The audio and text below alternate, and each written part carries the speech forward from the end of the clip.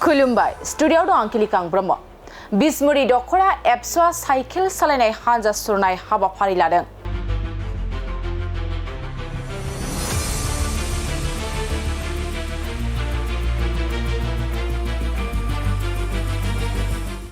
बड'फा गोजोरथियारि सोलायनाय मावथांखिजों लोब्बा लाखिनानै बिसमुरि दख'र एबसुआ ओनसोलनि सिङाव समाजारि आरो सोलोंथायारि सांग्रांथिनि सायाव साइकेल सालायनाय हानजा सुरनाय हाबाफारि लादों।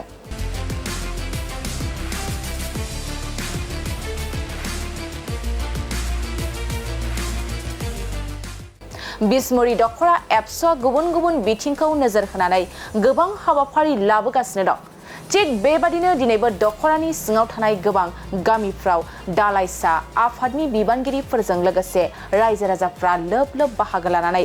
उन्दै बैसोआव हाबा जानाय एबा होनायखौ होबथानाय, खोमसि फोथायनायखौ होबथानाय, ड्राग्स एबा फेग्रा मुवा बाहायनायखौ होबथानाय, जुवा गेलेनायखौ बन्द खालामनाय, गावखौ बुथारना लानायखौ होबथानाय बेफोरनि सायाव स्ल'गान होनानै साइकेलजों हानजा सुरनाय हाबाफारि लादों।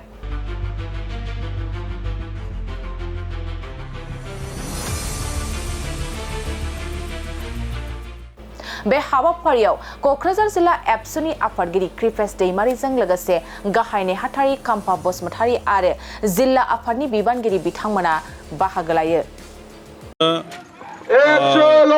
क'क्राझार बर' फरायसाफोरनिफ्राय बयनिसिमबो फुंबिलिनि गाहाम हामलायथिखौ आङो जासिहरदों। बड'फा गोजोरथियारि सोलायनाय मावथांखि आरो बे मावथांखिखौ बिथा खालामनानै बिसमुरि दख'र बर' फरायसा आफादा काटलमुरि गुदि फरायसालिनि गेवलां गेलेग्रा फोथारनिफ्राय दिनै साइकेल हानजा सुरनाय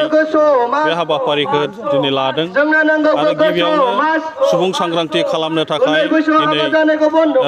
गुबै थांखि लानानै बेखौनो दिनै साइकेल हानजा सुरनाय गामि गामि हाबनानै दिनै रायजो राजा आरो फरायसा बिथांमोनजों जोङो सावरायलांगोन। खारन दिनै जोंनि गेजेराव जे उन्दै बैसोआव हाबा जानाय बेखौ बन्द खालामनांगौनि थाखाय दिनै गिबियावनो जोङो थांखि हिसाबै जोङो लादों आरो दिनै जोंनि फरायसाफोरखौ दिनै ड्राग्सनिफ्राय मुक्त खालामनो थाखाय जोङो खावलायलांगोन आरो दिनै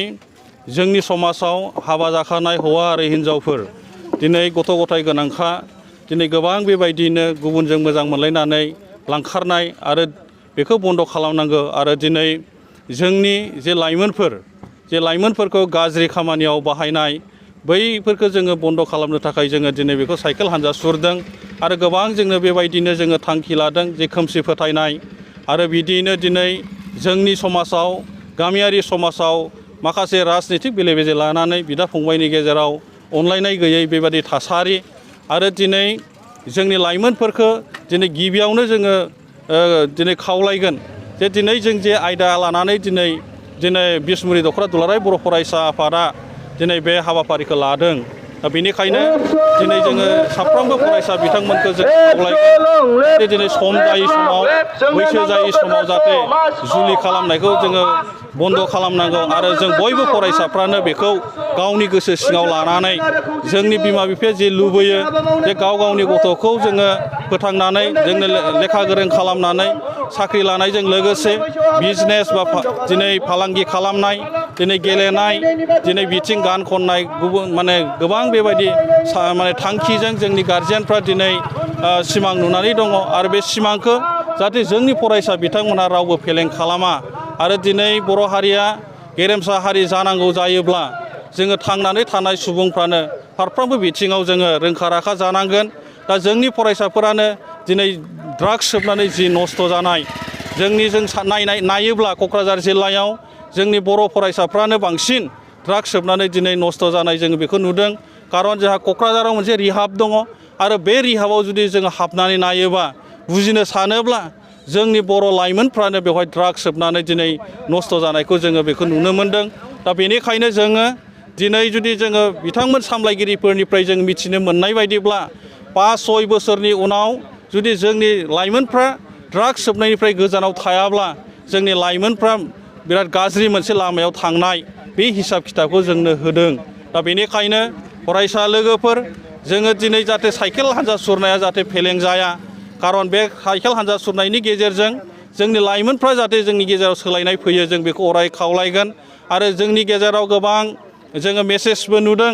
आरो दिनै मिडियानि गेजेरजों बुंनाय बाथ्राफोरखौ गोबाङानो सोंखारिनाय जों बे बाथ्राफोरखौ नुदों। साइकेल रेलि खालामनानैलाय जोंनि बर'नि समाजखौ बोरै सोलायनाय लाबोनो हागोन। गोबां बाथ्रा जोंनि गेजेराव बुंथावथावै बाथ्राफोरखौबो जोङो नोंथांमोननि चेनेलनि गेजेरजों खावलायनायाव बेबादि बाथ्रा बुंफिननायखौ जोङो नुदों। जोङो बेखौनो बुंगोन साइकेल हान्जा सुरनायजों बिराद सोलायजोबथारगोन, जों बे थासारिखौ जोङो मोननो हाथाबथारगोन होननानै जोङो साननानैबो लायाखै। नाथायबा दिनै बे साइकेल हान्जा सुरनायनि गेजेरजों गामि गामि हाबनानै जों जिहेतु रायजो राजाफोरजों दिनै जोंनि फरायसाफोरजों जोङो खावलायलांगोन जाहाथे दिनै जोंनि फरायसाफ्रा जाहाथे गोसो होनानै लेखा फरायो आरो ड्राग्स सोबनायाव जाहाथे गोजानाव थायो आरो हाबा जाखानाय हौवा आरो हिन्जावफ्राबो गथ' गथाय खायाबो जाहाथे गुबुन मानसिफोरजों मोजां मोनलायफिननानै खारा बा जोंनि समाजाव मोनसे अनलायनाय फैयो आरो जोंनि समाजाव जाहाथे गेलेनाय हुदा, फरायनाय हुदा गासैबो बिथिङाव जोङो रोंखा राखा जायो। बिनि गेजेरजों जोङो गोग्गो समाज दानायनि गेजेरजों